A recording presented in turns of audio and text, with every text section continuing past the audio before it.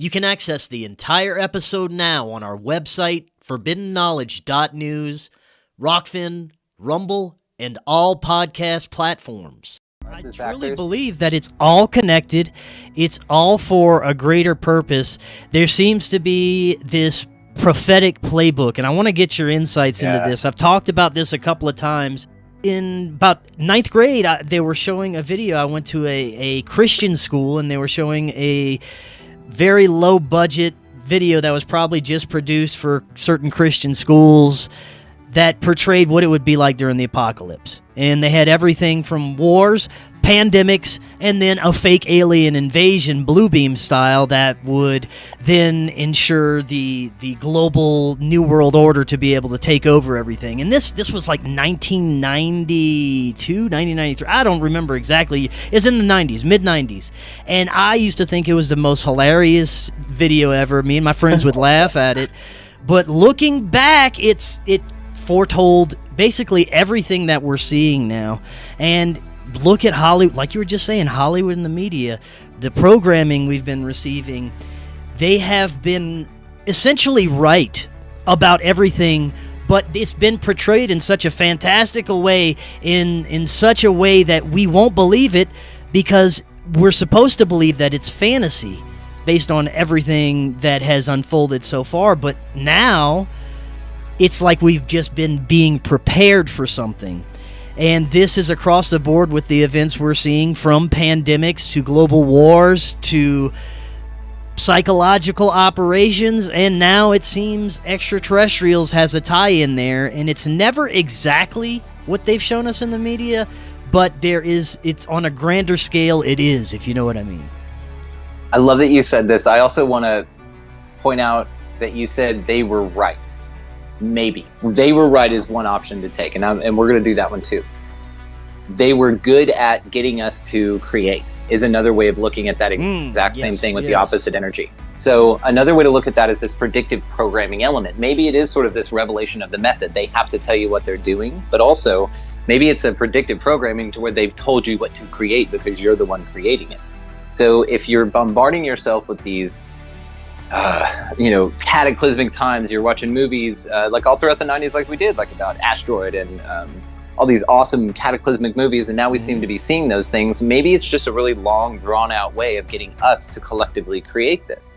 And then whenever you get to a time like this where you see things sort of manifesting in the way that they do, you have a lot of people who believe in religions, and a lot of religions specifically say that it's going to end at some time, that people are going to go somewhere, some people are going to go somewhere else, and that you should expect certain things. Now, as the water temperature turns up on a system that's obviously been doing this on purpose for a very long time, as more people can see it, as we've been saying for a very long time now, but as more people see it, it's not too late, but it is to this turning point to where it seems like now people are expecting the end of times, and so therefore maybe we're going to start seeing plagues and shit because of how powerful we are. Now, to that line, just staying there, if we can catch it, if we will, or we can at least gain awareness before it gets to there, past what's called the PSR, the point of safe return, to where you do just sort of create this cataclysm, but either way, it's discovered, right? So let's say that there's a fork in that idea. We figure it out that we're all creating an all-powerful, we are creating this, therefore we avert the catastrophe that we were going to create by the awareness. Or we go through the catastrophe, having gone through it, gain the awareness that prevents anything else in the future, and that's where this utopia is discovered.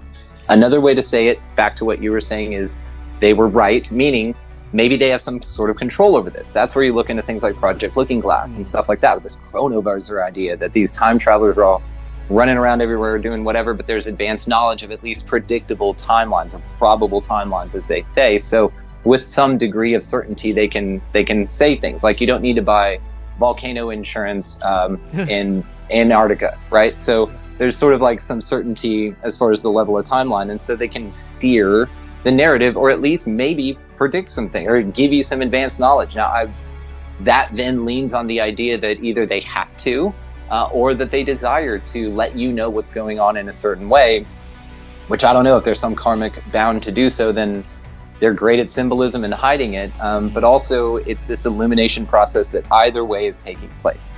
So again, That's how I feel about that. Where I'm at right now is what you just said about us creating it. I think that resonates with me greatly because I think that we are creator beings. I think this realm is for us to create, and we manifest our reality.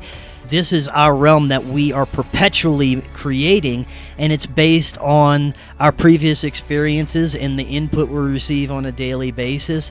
But ultimately, the projection of what we visually take in and experience will create the next eventuality and the next experience. And I think that if there are negative forces, whether we want to call them demonic entities, lower vibrational entities, that they may not have that divine spark or creative ability. So they have to whisper in our ears and create events or circumstances that cause us to, in turn, ultimately create reality, to manifest a certain outcome. What do you think about that?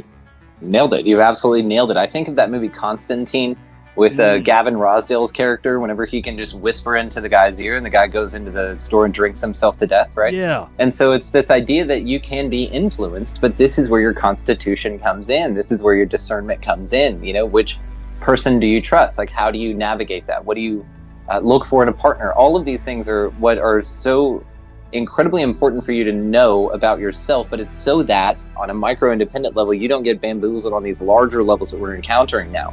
The thing coming out of your TV, there's a lot of people backing that idea, man, and it's very hard to be like one of the only ones probably in your family or neighborhood or city that says anything about it or even feels anything differently about it. And so to be that one shows something different. And this ubiquity in I want to say sheepalism, I'd sort of see this as part of the experience. If we dip it into the idea of NPCs and entities and things like this, these are just inhabited vessels.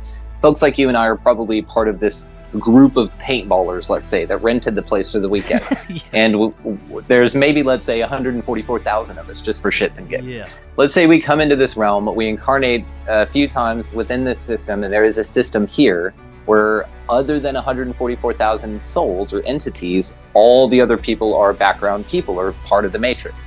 And the reason they exist is so that you need to really swim against the current. You need to know where to grow, where you're planted.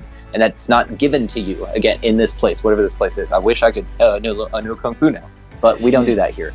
And so it seems that though the environment in which you are, of course, shapes how you're grown, and there's no arguing on the studies that have been done on that and in your own observation. But if you can look at that then and extrapolate it out to a larger idea with some emotional maturity, like what we're talking about, where we can look at other people and go, that motherfucker back there, he's not real, right? And say that maybe you guys are just background filler motherfuckers, just kind of walking around here with all the love in our heart. And I still treat you the same, just like I thank somebody's Alexa that plays a song because we don't have one. But what I mean to say is that this idea of you transcending this game in that way is what feels the most right to me, even though that's like a weird ass thing to say. It feels like it's sort of not a select group of us, but there is sort of a renegade group of us that are in here to change this place, and we break the Ouroboros by discovering its flaws, and we're able to navigate this matrix due to whatever skills we brought in here. We're some bad motherfuckers. And we do this by channeling the energy through us, which is why we feel it, which is why this sucks. Again, seems to be a mechanism of the environment. This reality, whatever, that we do that trauma, we will cure it, but how we cure it is by feeling it and transmuting it through our own awareness. So same thing that you can say, like, I know that I did this from my family with alcohol. I had a lineage of alcohol in my family.